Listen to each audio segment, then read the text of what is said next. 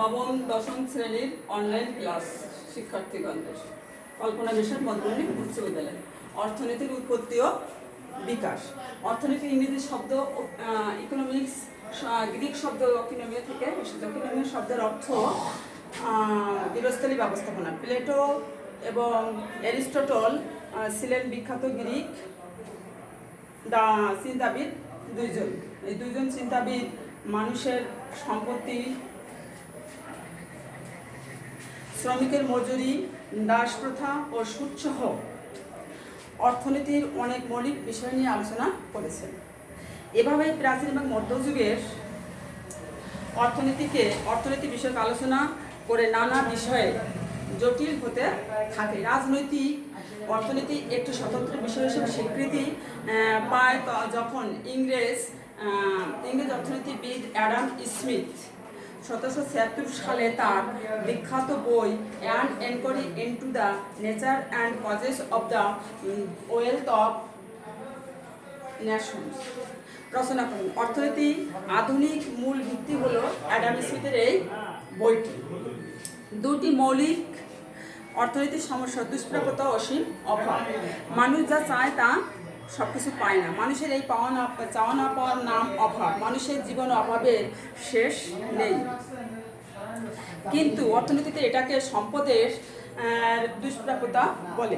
দুষ্প্রাপ্যতার জন্য মানুষ গুরুত্ব অনুযায়ী পছন্দ নির্বাচন করে। পছন্দ করার প্রয়োজন না হলে অর্থনীতির বিষয়েরও প্রয়োজন থাকতো না।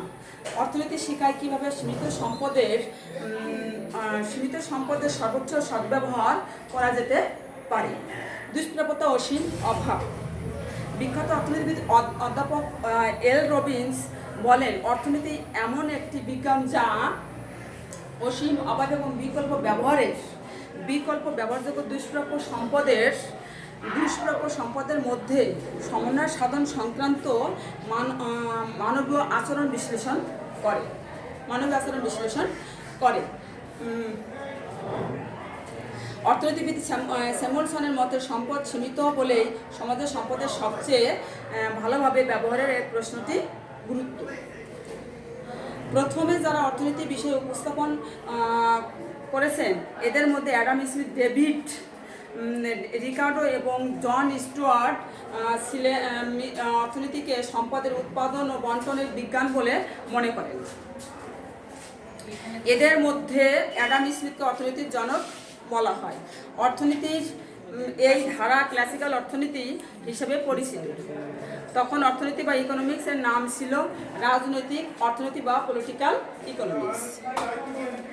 অ্যাডাম স্মিথের অর্থনীতির সংজ্ঞা: অর্থনীতি এমন একটি বিজ্ঞান যা জাতিসমূহের সম্পদের ধরন ও মানুষের অর্থনৈতিক কার্যাবলী সম্পদ নিয়ে মেটাবে। অর্থনৈতিক কার্যাবলীর মূল উদ্দেশ্য। স্মিথের সংজ্ঞা: অর্থনীতি এমন একটি বিজ্ঞান যা জাতিসমূহের সম্পদের ধরন ও কারণ অনুসন্ধান করে। সম্পদকে কেন্দ্র করে অর্থনীতি গড়ে ওঠে, তাই সম্পদ আহরণ, উৎপাদন মানুষের অর্থনৈতিক কার্যাবলীর মূল উদ্দেশ্য।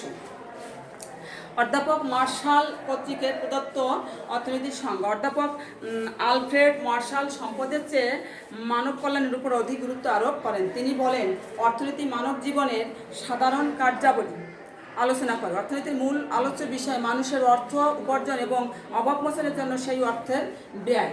অর্থাৎ অর্থনীতির মূল উদ্দেশ্য হলো মানুষের কল্যাণ সাধন। মার্শাল শুধু মানুষের বাস্তব কল্যাণ সাধন করা নিয়েই আলোচনা করেছেন। বর্তমানে সম্পদের স্বল্পতার সমস্যায় অর্থনীতির মূল সমস্যা। মার্শালের সংজ্ঞায় এ মৌলিক সমস্যাটি বিবেচনা করা হয়নি। অর্থনীতি 10টি নীতি। বিভিন্ন ধরনের অর্থনৈতিক ব্যবস্থা। আমরা জানি অর্থনীতি হচ্ছে চয়ন বা নির্বাচনের বিজ্ঞান। এটা আমরা শিখেছি যে অর্থনীতি সীমিত সম্পদ ব্যবহার করে সর্বোচ্চ উৎপাদন, সর্বোচ্চ ভোগ এবং সর্বোচ্চ কল্যাণ সাধনের জন্য সঠিক পথটি বাছাই করার নিরন্তর চেষ্টা চালায়। সেজন্য অর্থনীতির ব্যবস্থা সর্বদা 3টি প্রশ্নের উত্তর খুঁজছে। আমরা কি উৎপাদন করব এবং কি উৎপাদন করব না, যেমন কি বন্দুক উৎপাদন করব নাকি কাপড় উৎপাদন করব। আমরা যা উৎপাদন করতে চাই তা উৎপাদন করার জন্য কি ধরনের প্রযুক্তি বা যন্ত্র ব্যবহার করব, কাপড় ব্যবহার করব। আমরা যা উৎপাদন করব আমরা কাদের জন্য করব, এটা কারা ভোগ করবে। ধনতান্ত্রিক অর্থ ব্যবস্থা। এই ব্যবস্থা উৎপাদনগুলো ব্যক্তি মালিকানাধীন এবং প্রধানত বেসরকারি উদ্যোগে সরকারি হস্তক্ষেপ ছাড়া স্বয়ংক্রিয় দাম ব্যবস্থার মাধ্যমে যাবতীয় অর্থনৈতিক কার্যক্রম পরিচালিত হয়। এ ধরনের অর্থব্যবস্থাকে ধনতান্ত্রিক বা পুঁজিবাদী অর্থব্যবস্থা বলে। অষ্টাদশ শতাব্দীর শেষ ভাগে ফরাসি বিপ্লবের মধ্য দিয়ে সমগ্র ইউরোপীয় ধনতান্ত্রিক অর্থনীতির সূত্রপাত ঘটে। ক্লাসিক্যাল অর্থনীতিবিদ অ্যাডাম স্মিথ ও তার অনুকরণ এ ব্যবস্থার সমর্থন করেন। সমাজতান্ত্রিক অর্থনীতি বা নির্দেশমূলক অর্থনীতি। সমাজতান্ত্রিক অর্থনীতি সমাজের অধিকাংশ সম্পদ উপাদানের উপর রাষ্ট্রের বা সমাজের মালিকানা প্রতিষ্ঠিত থাকে। অধিকাংশ শিল্প কারখানা উৎপাদন প্রতিষ্ঠানের মালিক সরকার বা সমাজ এবং সেগুলো সরকারি বা সামাজিক নির্দেশে পরিচালিত হয়ে থাকে। কোন কোন দ্রব্য কী পরিমাণে, কীভাবে এবং কার জন্য উৎপাদিত হবে তা সরকার রাষ্ট্র নির্ধারণ করে। মিশ্র অর্থনৈতিক ব্যবস্থা।